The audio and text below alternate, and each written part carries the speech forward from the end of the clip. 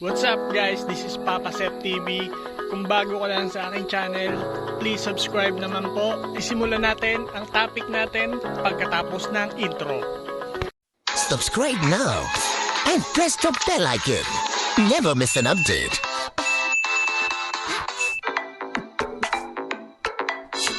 Alam mo ba yung mga plano mo sa buhay na hindi natutuloy? Kasi ikinukwento mo na kagad. Diba? Kung bibili ka ng bahay, isikreto mo muna.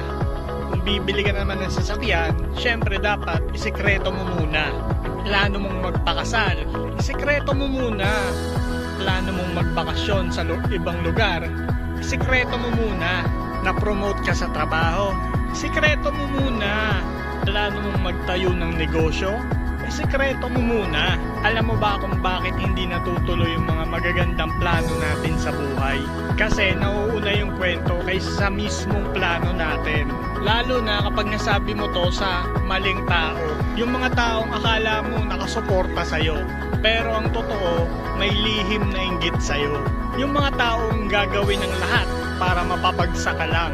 Minsan, kaibigan mo na todo pakitang suporta sa'yo, pero sa loob-loob nila, ayaw nila na mahigitan mo sila. Kaya isikreto mo muna yung mga plano mo sa buhay. Iyaan mo na ang tagumpay mo ang mag-ingay para sa'yo. This is Papa Sep TV. Please like, share, and subscribe.